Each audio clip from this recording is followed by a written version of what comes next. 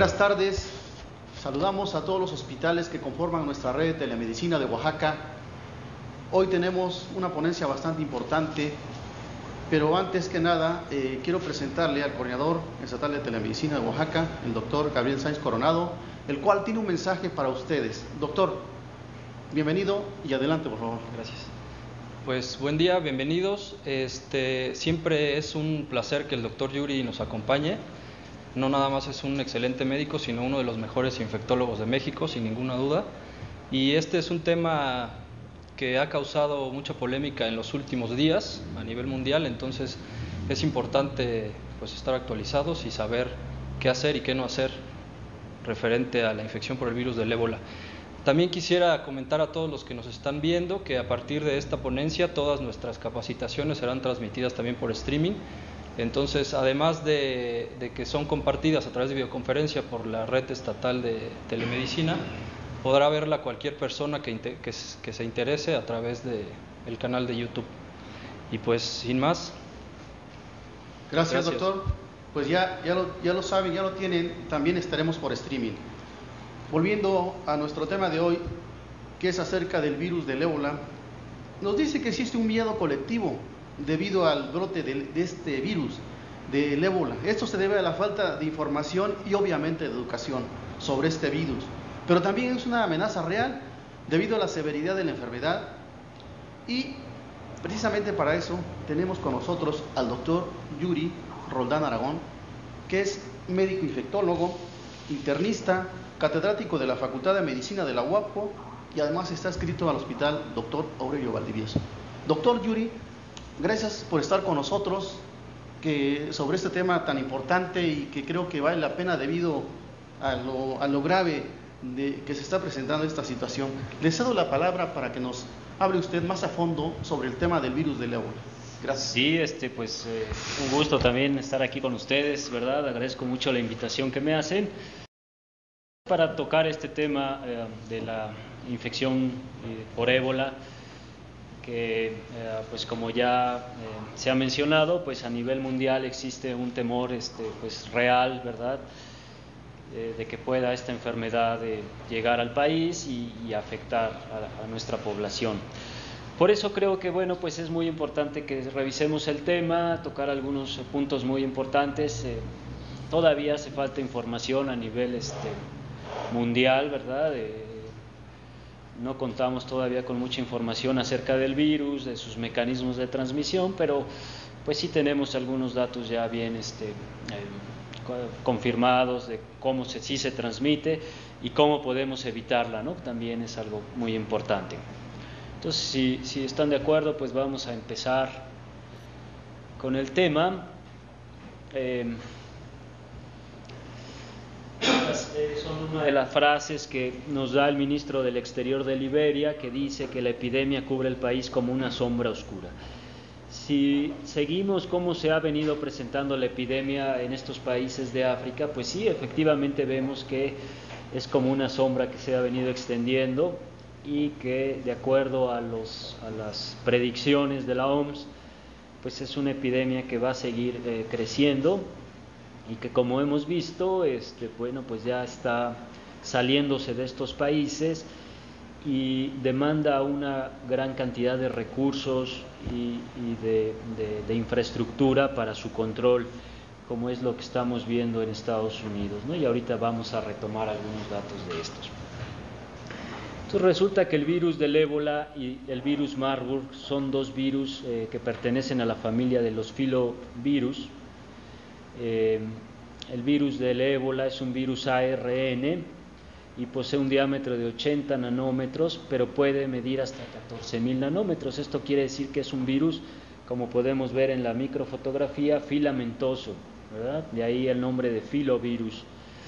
Y provocan el prototipo de lo que es la fiebre hemorrágica, que, como su nombre lo dice, pues existe un síndrome febril asociado a manifestaciones hemorrágicas.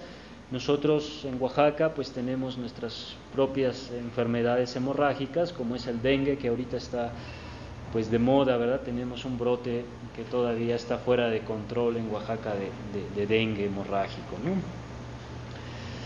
Y bueno, también algo importante es que es una zoonosis. Esto quiere decir que se transmite de otras especies animales a los humanos. Los primeros casos de infección por filovirus se reportaron en 1967 en Alemania, en la ciudad de Marburgo. Esto se presentó en laboratoristas que trabajaban con primates y afectó alrededor de 27 laboratoristas médicos, de los cuales reportaron una mortalidad de 7 de ellos. Y esto fue, bueno, la primera vez que se identifica este grupo de virus. Ya para 1976 se reportaron otros 2 brotes en el sur de Sudán y norte de Zaire, lo que actualmente es la República Democrática del Congo, y se le dio el nombre de ébola por un río que circula, ¿verdad?, en esta localidad. Y entonces tenemos que, bueno, a partir de esto se identifica varias especies de virus de ébola. Uno de ellos es el virus Sudán, otro el virus Zaire. Este Zaire es el que actualmente está circulando en el mundo, lo que está dando este brote tan importante.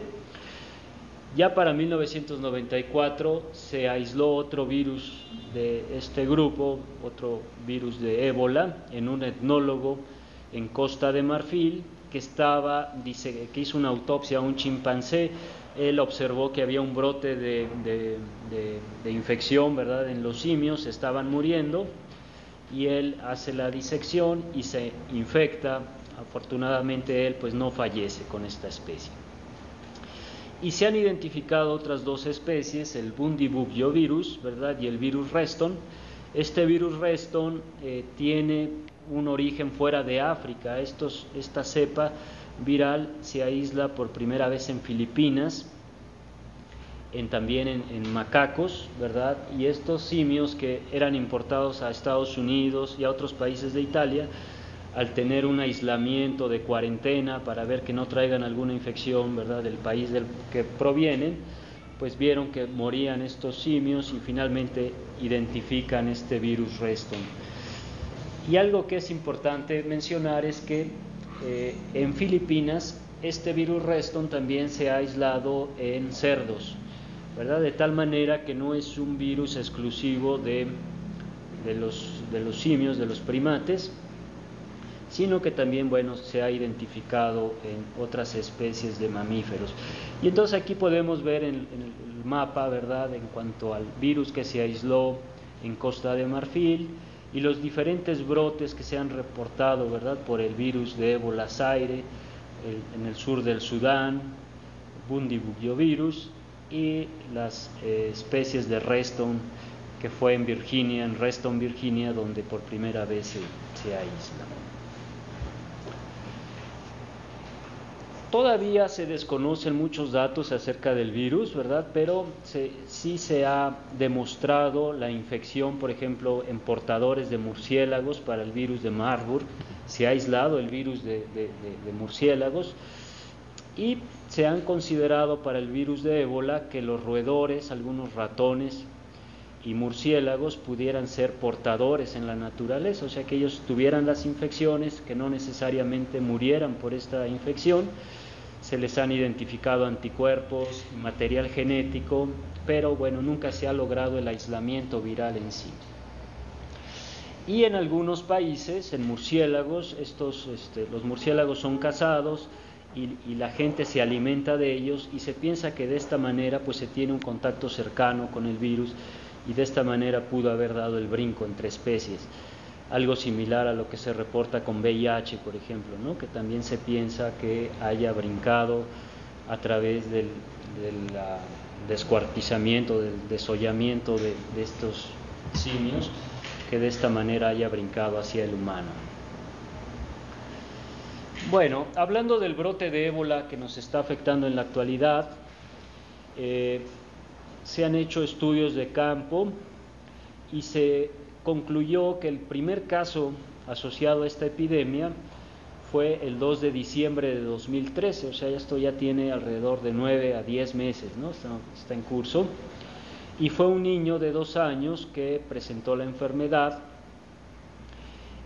y que como vamos a ver ahorita alguna información que se tiene acerca de esto, bueno, contagió a sus familiares y al personal de salud que los ha atendido, y de esta manera pues creció el brote. Ya para el 23 de marzo la OMS notifica sobre un brote de ébola en Guinea, y ya para el 8 de agosto la OMS también declara que esta es una emergencia de salud pública de interés internacional. O sea, ya la OMS reconoce pues que esto puede salirse de control y afectar a la humanidad en su totalidad. Y como ustedes saben, bueno, pues el 30 de agosto se detecta un caso importado de un paciente que había viajado de Liberia vía Bélgica, llega a Estados Unidos, y es un caso que se desarrolla ya en los Estados Unidos, que ahorita más adelante vamos a hablar de esto. Para el 28 de septiembre la OMS estima un total de 7.200 casos probables y confirmados, y se tiene un reporte de 3.350 muertes en 5 países principales: Guinea, Liberia, Nigeria, Senegal y Sierra Leona. Esto obviamente pues existe un gran subregistro, hay pues narraciones de que en algunos países pues en estos países que están siendo afectados, pues ocultan la información para que no sean aislados las personas.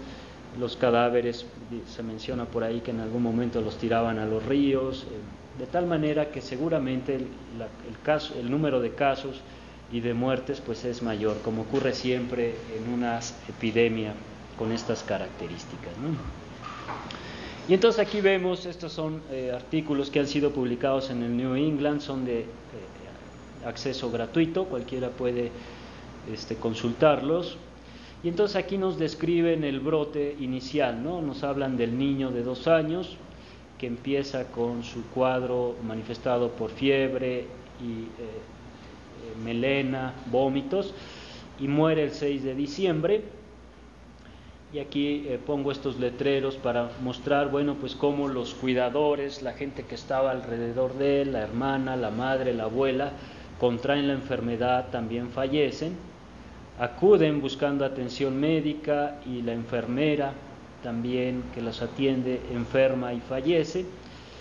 Y luego lo que se ha visto es que los cadáveres son muy ricos en virus. Se menciona que al no haber ya un sistema inmune que lo combata, prolifera de manera importante, y entonces aquellos que asistieron a los funerales también enferman y muchos de ellos mueren.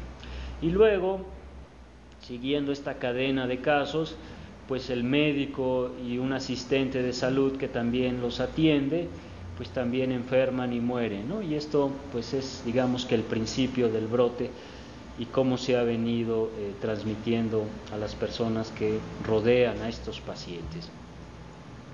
Y entonces, bueno, pues ya existe información sobre las rutas de infección, y lo que se menciona es que el virus entra al huésped a través de las mucosas, ojos, nariz, boca, ¿verdad? Y pudiera entrar también a través de la piel, en abrasiones que podamos tener en la piel, pequeñas heridas, muchas de ellas microscópicas, y que por aquí pudiera penetrar el virus al organismo. La infección se da por contacto directo con el enfermo o los cadáveres. Se ha detectado el virus en secreciones corporales, líquidos corporales, en semen, secreciones vaginales, secreción nasal y en la piel de los enfermos. También hay casos reportados de adquisición de la infección a través de pinchazos con agujas, desollando e ingiriendo animales infectados. También eso ya en base a brotes anteriores se tiene con esta información. Y algo que es muy importante y lo que mencionan la literatura es que la enfermedad es contagiosa a partir del inicio de los síntomas de la enfermedad.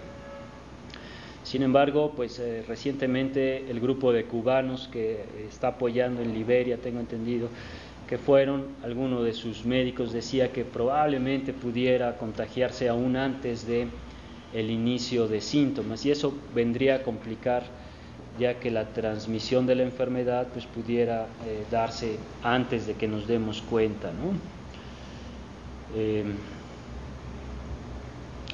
En cuanto a la patogénesis del virus, se dice que este virus tiene tropismo por múltiples células.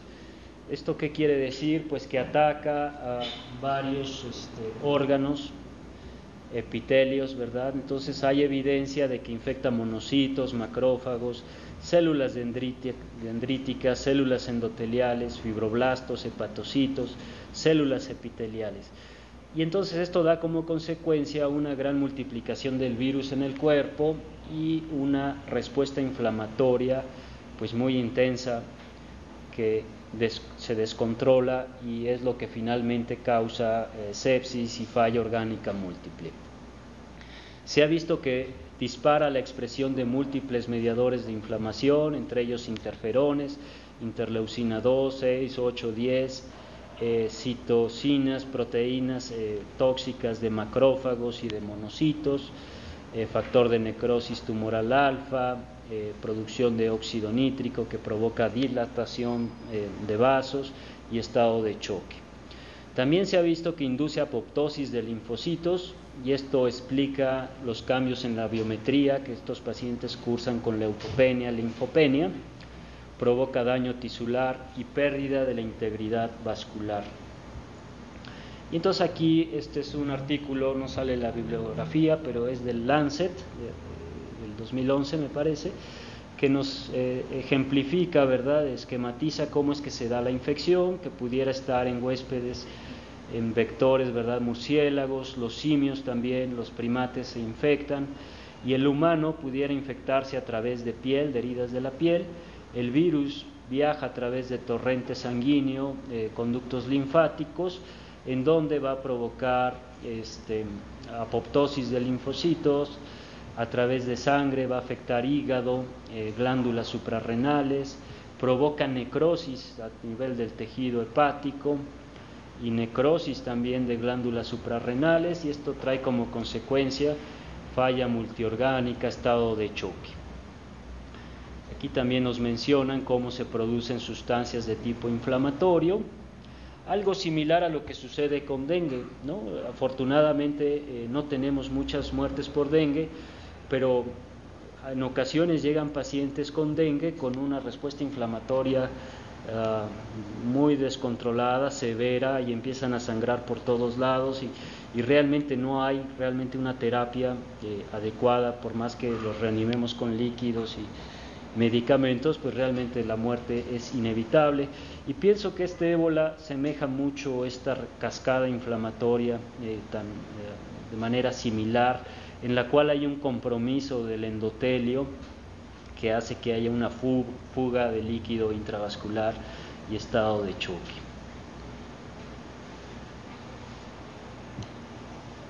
Algo que, como su nombre lo dice, fiebre hemorrágica, pues altera la coagulación, y entonces se ha visto que puede haber liberaciones de factores tisulares, ya los mencionamos, de monocitos, macrófagos, hay reducciones en los niveles de proteína C, y lo que provoca es una coagulación intravascular diseminada, ¿no?, con formación de trombos y hemorragia. Y aquí lo vemos como a nivel de sinusoides hepáticos pues hay trombosis, a nivel intestinal hay hemorragias, úlceras, y todo esto condiciona las manifestaciones hemorrágicas digestivas. Se ha visto, ¿verdad?, en estudios recientes, como esta publicación del Journal of Infectious Disease, que la muerte, la hemorragia y la viremia se han asociado de manera independiente con niveles elevados de citocinas y quimiosinas. Pues esto es algo que ya se ha venido estudiando en los últimos años, cómo la sepsis pues tiene que ver también en gran medida en la respuesta del huésped a la infección, que pudiera también influir la genética en cómo uno se defiende, porque algunos pacientes sobreviven al ébola y otros fallecen. Pues también tiene que ver en cómo cada individuo responde a este proceso infeccioso, ¿no? Y entonces se ha visto que, por ejemplo, niveles altos de trombomodulina, que es un marcador de activador endotelial, niveles altos de ferritina, moléculas de adhesión intracelular solubles, activador de plasminógeno tisular, todos estos se han asociado, niveles altos, a muerte y hemorragia. Y también han visto que los casos no fatales se asocian a la presencia elevada de SCD40L, que es producida por plaquetas y que son sustancias que reparan el endotelio y que de alguna manera pudieran frenar esta respuesta inflamatoria a nivel endotelial y se asocia a sobrevivencia, ¿no? Bueno, también recientemente el New England Journal of Medicine publicó este artículo sobre las características demográficas y el cuadro clínico de los pacientes confirmados y probables de ébola. Toman una N de 1.415 pacientes y lo que ellos nos dicen en este artículo es que prácticamente afecta por igual a hombres y mujeres, ¿no? El 50-48% de los casos eran hombres y el resto eran mujeres. La mortalidad general ha sido de un 70%, y luego hacen una división en algunos grupos, pacientes que se hospitalizan, la mortalidad ha sido del 64%, y es algo que se ha dicho, ¿no? Que no hay una terapia específica contra el virus, pero pues sí se puede dar tratamiento de sostén a base de líquidos, cuidando pues, la ventilación mecánica de estar indicada. Entonces todas estas medidas pudieran también disminuir la mortalidad. Algo también se ha dicho que pues estos países son países con muchas carencias económicas y entonces los pacientes no reciben realmente una terapia adecuada que en países industrializados pudiera disminuir esta mortalidad. Y vean, la mortalidad en trabajadores de la salud pues es del 56%, se tienen registradas 112 defunciones en este personal de salud y entonces ha sido una de las poblaciones que también se han visto más afectadas, de alguna manera pues porque se exponen directamente al paciente y al virus, ¿no? Y luego ellos hacen una subdivisión en edades y entonces vieron que la razón de momios de fallecer también era mayor de 2.4 en personas mayores de 45 años y trabajadores de la salud pues de 0.86. El periodo de incubación es de 11 días en base a la información que se tiene, pero puede ser de 12 a 21 días, por eso las personas que se dice se han estado expuestas pues se vigilan durante 3 semanas, ¿no? 21 días para ver si desarrollan o no la enfermedad. El aislamiento, la cuarentena es de este tiempo. Otro dato que es importante es el tiempo promedio entre el inicio de síntomas y la hospitalización, que ha sido de 5 días, más o menos 4 días. O sea, la gente está acudiendo tardíamente a hospitalizarse, en promedio 5 días, y este tiempo en que inician a que se hospitalizan, pues es el tiempo que pueden estar infectando a otras personas en la comunidad, por eso tiene importancia. Como sucedió con el caso, ¿no?, de Dallas, que el paciente acude a urgencias, a pesar de que él dice que ha estado en Liberia recientemente y tiene sintomatología, no lo internan, deciden mandarlo a su casa, y fue un tiempo pues muy valioso que él pudo haber infectado a otras personas, y a consecuencia de esto pues ahorita hay varias personas en observación para ver si no contrajeron la enfermedad, ¿no? El tiempo promedio entre la hospitalización y la muerte es de 4 días, y el tiempo promedio entre la hospitalización y el egreso ha sido de 11 días. En cuanto al cuadro clínico, pues el signo o síntoma más prevalente ha sido la fiebre, prácticamente en el 90% de las personas. Por eso, pues la vigilancia, ¿verdad?, el monitoreo de la persona que ha sido expuesta es medición de temperatura, como vamos a ver más adelante, fatiga, anorexia, vómito, diarrea, cefalea, dolor abdominal, mialgias.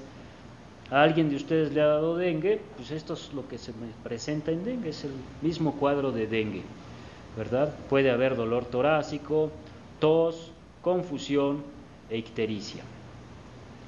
Y otro de los datos también ha sido el sangrado inexplicable, se presentó en el 18%, hematemesis, melena, gingivorragias, epistaxis, sangrado de sitios de punción, sangrado transvaginal y hematuria. Y los que vemos que tienen asterisco son los que se han asociado a mayor mortalidad, ¿no? Gingivorragias, epistaxis, sangrado en el sitio de punción. Y entonces para esto la CDC ha elaborado una definición operacional, ¿verdad?, la OMS, que consiste en fiebre mayor de 38.6 grados, más síntomas adicionales como cefalea, mialgias, vómito, diarrea, dolor abdominal y hemorragia inexplicable. Y además, pues a lo mejor esto lo vemos en los servicios de urgencias en la actualidad, ¿no?, con el dengue que tenemos, pues cumple con la definición operacional de dengue también. Pero aquí importante es los factores de riesgo epidemiológicos en las últimas 3 semanas, ya sea haber estado en contacto con alguien que tenga conocido o sospechoso de ébola, o proceder de alguna región donde hay epidemia en este momento, o haber estado manipulando murciélagos o primates de área endémica. Entonces, si revisamos en Dallas, el personal médico que valora a este paciente, pues no revisó la definición operacional. Realmente, si la hubieran conocido y la hubieran aplicado, pues hubieran identificado a este paciente por el antecedente de haber estado en Liberia recientemente, ¿no? Y no se hubiera ido a su casa este paciente. El diagnóstico de la enfermedad de ébola, de la infección, puede realizarse mediante 2 formas principales. Una es detectando la presencia del virus mediante sus antígenos, y otra mediante la medición de anticuerpos. Para la detección de antígenos se cuentan con pruebas de ELISA y reacción en cadena de polimerasa. Se menciona que es posible detectar los antígenos en sangre a partir del día 3 hasta el 16, después de haber iniciado con síntomas. Y los anticuerpos, como vemos en otras infecciones, pues pudieran tener un curso más tardío. Sin embargo, se menciona que la IgM puede aparecer a partir del segundo día y permanecer positiva por 30 a 170 días. O la otra forma sería mediante la medición pareada de títulos de anticuerpos, y si se observa un aumento de 4 veces los títulos iniciales basales, pues eso también habla de infección reciente. Generalmente estos pacientes, en los cuales podemos tomar muestras pareadas, pues ya sobrevivieron a la infección, ¿no? El diagnóstico diferencial pues se tiene que hacer con varias otras entidades. En África pues tienen mucho problema con paludismo. Nosotros también pudiéramos tener de vez en cuando casos aislados. Fiebre tifoidea la tenemos nosotros en el país y en el estado. Hay algunos datos clínicos que pueden sugerir más esta posibilidad, como una progresión más lenta, manifestaciones abdominales. La meningococcemia, que también en nuestro medio es rara, pero puede dar rash purpúrico. La fiebre amarilla, que aquí hay más problemas de tipo hepático con ictericia, no la tenemos en el país hasta donde se sabe. Chikungunya, que es una enfermedad que es endémica de Centroamérica y que se piensa que es cuestión de tiempo para que la tengamos en nuestro país. Aquí predominan los síntomas articulares con artralgia severa. Dengue, que esto sí lo tenemos, fiebre, rash, mialgia. Leptospirosis, que también tenemos casos aislados de leptospirosis, también da una fiebre hemorrágica con afección hepática. Tifo y tifo murino, hepatitis fulminante, siempre tenemos hepatitis en niños, A principalmente, y influenza pudiera ser otra entidad con la cual hay que hacer diagnóstico diferencial. En cuanto al tratamiento, pues se dice que no hay un tratamiento específico. Muy importante es la contención de la epidemia, del brote, aislar al enfermo, y el uso estricto de protección de contacto para trabajadores de la salud, ¿no? Que ahorita vamos a revisar en qué consiste esta. Los cadáveres deben ser considerados infectocontagiosos. En países de África que tienen esta contingencia, pues ya han prohibido los funerales. Toda la persona que fallezca debe ser incinerada, ¿verdad?, a la brevedad posible. Y bueno, dentro de las medidas de sostén, pues hay que administrar líquidos y electrolitos, ¿verdad?, estar vigilando esta estabilidad. Se pueden usar analgésicos.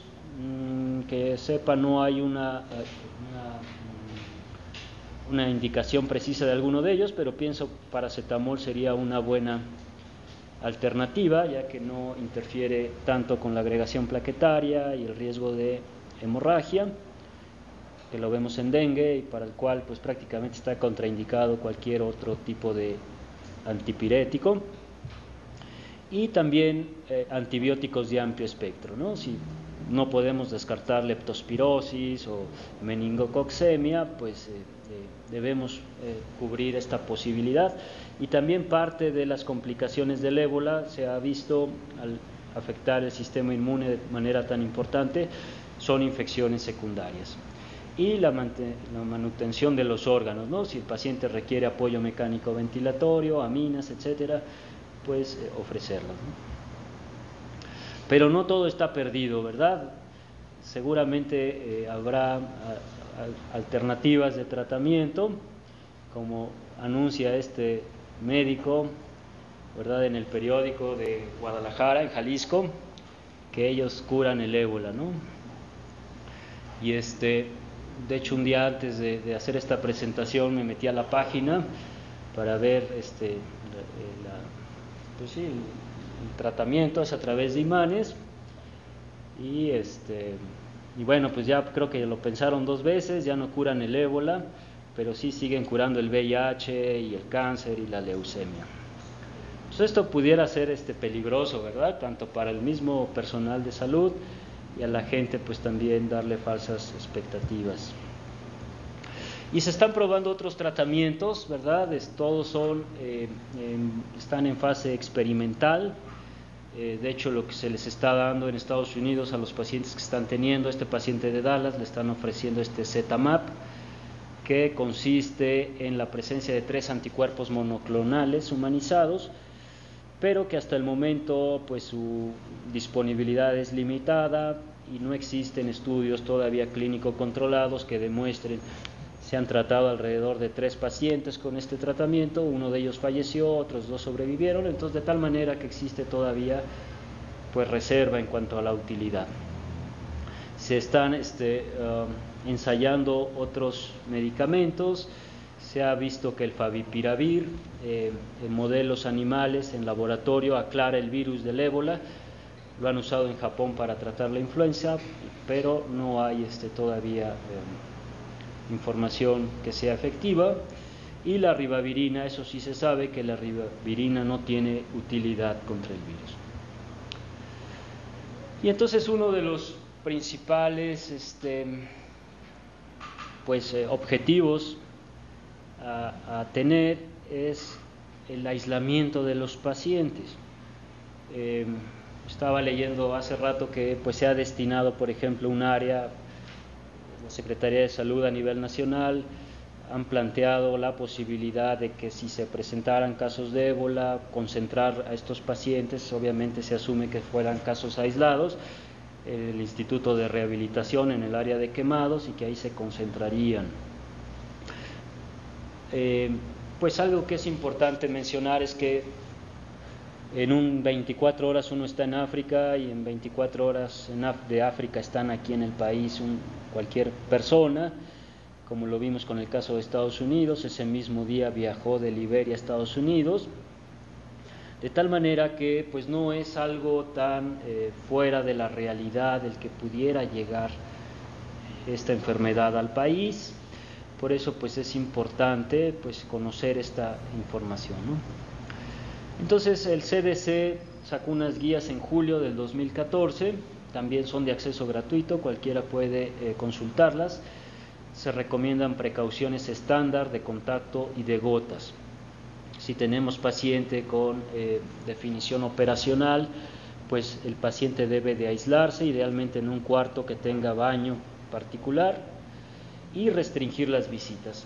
De alguna manera todas estas recomendaciones las practicamos cuando fue el brote de influenza, ¿no?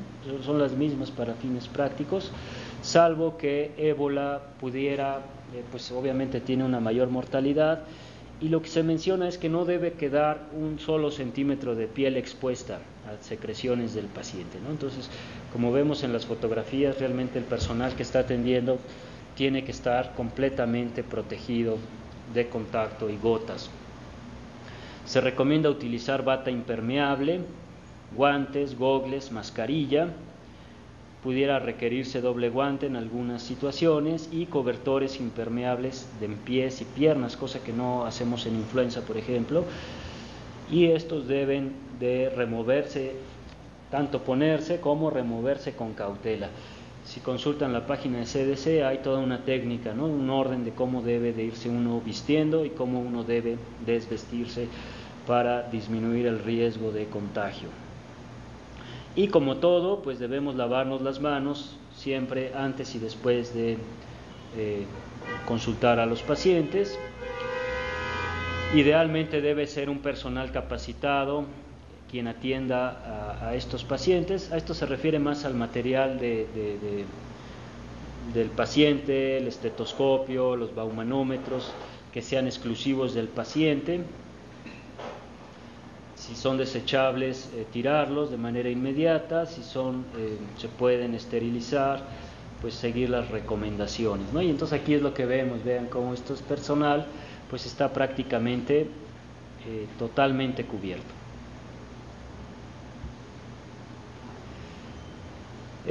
También se menciona que en lo posible debemos evitar estar puncionando estos pacientes por el riesgo de hemorragia que tienen. La disposición de las agujas y punzocortantes, seguir las indicaciones, utilizar los contenedores, evitar las nebulizaciones en general. En influenza esto también pues, se vio, el anestesiólogo que intuba al paciente, ¿verdad?, que lo requiere, pues debe estar totalmente sedado, relajado, para evitar que tosa y pudiera expeler, aerosolizar el virus, ¿no? Se recomienda el uso de mascarillas N95 y si se nebuliza al paciente porque sea indispensable, muy necesario, pues esterilizar o más bien desinfectar las superficies de acuerdo a las indicaciones ya establecidas, generalmente con cloro. El lavado de manos es muy importante antes y después del contacto con pacientes. Y algo que se menciona es que se debe de contar con la infraestructura, los lavabos, el jabón, todo el material necesario para cumplir con este punto. Y las personas que atienden a los pacientes, pues deben de estarse monitoreando, estar buscando fiebre. Esto también ya se vio con influenza, estas recomendaciones ya aplican también para influenza, entonces ya no son tan nuevas. Si hay un accidente con punzocortante, pues buscar otras infecciones, seguir los protocolos ya establecidos, buscar VIH, hepatitis C, hepatitis B. Y si el personal médico que se está monitoreando empieza a tener sintomatología clínica, fiebre, hay que estarse checando la temperatura 2 veces al día, pues obviamente ese personal debe suspender actividades y aislarse. Y evitar las visitas, esto también lo hemos visto ya con otros brotes, ¿verdad? Si la persona no es indispensable que esté con el paciente, pues evitar las visitas. Y también ver que aquellos que sí pueden hacer la visita, pues que sepan cómo comportarse, ¿no? Seguir las recomendaciones ya establecidas. Y entonces este es el caso, ¿verdad?, del liberiano Thomas Eric Duncan. Él venía de Liberia, ya les decía, viajó vía Bélgica, llega a Dallas y él empieza con síntomas. Parece que él firma un formato donde dice que no ha tenido contacto con personas con ébola, ¿no? También por eso creo que lo querían demandar, algo así, que habían mentido, había falseado la información. Pero pues esto es algo muy común en las epidemias, ¿no? Si él hubiera dicho que no, que sí, pues seguramente no lo hubieran dejado llegar. Entonces esto es algo que se ve, ¿no? Los pacientes que estaban recluidos en hospitales se fugaron, se escaparon, ¿verdad? La gente, pues con tal de no ser encerrada o aislada o señalada, pues ocultan información y esto favorece muchas veces que las epidemias crezcan. Entonces él fue al servicio de urgencias, le dijeron que tenía una gastroenteritis aguda, le dieron antibióticos, lo mandaron a su casa. Y bueno, pues esto dio oportunidad a que él tuviera contacto con otras personas y se menciona que pues tenían a 100 personas en observación si no mal recuerdo, 10 de ellas con alto riesgo y están ahorita en cuarentena y en vigilancia a ver si no se contagiaron, ¿no? Entonces imagínense lo demandante, lo catastrófico que puede llegar a ser un brote de este tipo en una población como México o en una... ¿no? Si en Estados Unidos echan a andar una infraestructura en salud pues muy con muchos recursos y tienen a 100 personas en observación, pues en México tenemos muchas limitaciones y entonces es fácil o relativamente fácil que pudiera crecer esta epidemia, ¿no? Y otro de los fenómenos que se observa en este tipo de epidemias es el miedo y la frustración. Hay pues no falta quien dice que es una invención de los blancos para matar a los negros. Cuando tuvimos influenza en el país, pues también los maestros, por ejemplo, decían que era una infección inventada, ¿no?, por Calderón y tuvimos pacientes de este gremio muy graves, inclusive de funciones, que no atendieron, ¿verdad?, las recomendaciones por lo mismo, ¿no? Entonces existe una mala información generalmente en paralelo a estos brotes. Tan es así que el 20 de septiembre la Cruz Roja solicita el apoyo de los gobiernos para proteger a su personal, ya que 7 voluntarios fueron asesinados, ¿verdad?, con piedras y palos en Guinea, pensando que ellos eran los que estaban trayendo ese mal, ¿no? Y entonces, bueno, pues esto puede ser provocado por el miedo y la frustración. En conclusión, el virus del ébola es una zoonosis, produce fiebre hemorrágica, ya vimos cuál es la definición operacional, creo que es útil para la detección de los casos, y posee una mortalidad del 70%. El brote actual es el más grande de la historia, nunca se había presentado un brote tan grande, aún sumando todos los casos que se habían presentado en la historia, y representa un peligro de salud pública internacional. La infección se transmite por contacto directo con personas sintomáticas, eso es lo que se sabe hasta el momento, a través de sangre y líquidos corporales. El virus penetra a través de heridas en piel o contacto directo con mucosas. El personal de salud debe evitar tocarse la cara, algo similar a lo de influenza, el mismo mecanismo en ocasiones pudiera ser de contagio, ¿no? Entonces evitar tocarse mucosas y usar precauciones de contacto. La presencia de fiebre, malestar, náusea, vómito y hemorragias, aunado al antecedente epidemiológico, deben hacer sospechar el diagnóstico, es la definición operacional. El diagnóstico se realiza mediante estudios de ELISA y PCR que detectan antígeno o anticuerpos. No existe un tratamiento específico o vacuna en este momento, la vacuna se espera se pueda contar con ella a principios del año que entra. Seguramente no habrá en gran cantidad, se ha mencionado, como siempre sucede en estos brotes, darle prioridad al personal de salud que atiende a los enfermos, ¿no? Es importante romper la cadena de transmisión mediante medidas estrictas de protección, contacto, precauciones de contacto, gotas y vía aérea, así como el aislamiento de los enfermos y sus contactos. Muy bien, si hay algún otro comentario, si no, damos por terminada la sesión de este día, agradeciendo a los médicos de los hospitales comunitarios que nos acompañaron, enviándoles un saludo y avisándoles, nuevamente les recalcamos que también estaremos por streaming en los próximos temas. Y a ustedes, obviamente, que nos acompañaron aquí en el estudio, gracias por estar con nosotros. Y doctor, pues, ¿qué le puedo decir? Sí, gracias. Un agradecimiento, y aparte de eso, sabemos que va a estar todavía con nosotros con otros temas tan importantes como este. Gracias a todos y buenas tardes.